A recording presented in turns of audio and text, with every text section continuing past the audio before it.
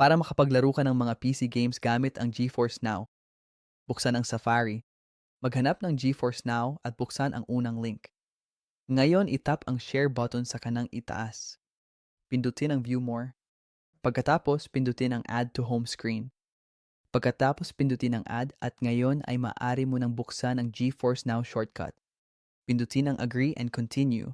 Ngayon, kailangan mong pumasok at mag-login o gumawa ng account.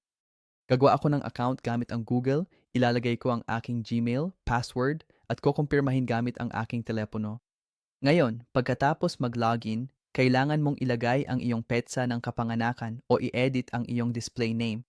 Pagkatapos nito, gawin ang CAPTCHA at pindutin ang create account.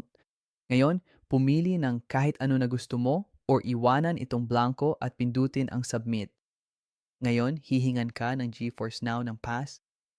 Pumili ng libreng option na nagbibigay sa iyo ng lahat ng nakasaad sa ilalim nito o maaari ka ring kumuha ng mas maganda kapalit ng bayad na hindi ko gagawin. Ngayon, pagkatapos sumali, makikita mo na lahat ng laro na pwede nating laruin. Maghanap ng laro na meron ka sa Steam, Epic Games o GOGI. Kailangan mong mag-login sa iyong Steam o iba pang account kung gusto mong laruin ang mga ito gamit ang GeForce Now. Dapat mong pindutin ang Mark as Owned at piliin ang platform na gusto mong gamitin. Mag-login ka and ngayon nakakonekta na ang iyong Steam account. Ngayon, i-connecta ang isang controller para makapaglaro ka. Iko-connecta ko ang aking Xbox controller. Pagkatapos nito, dapat mong i-restart ang app at buksan ang kahit anong laro na gusto mong laruin. Hindi ka na paghihintayin ng Nvidia app kung pipiliin mo ang paid subscription at automatiko kang ilo-login sa Steam.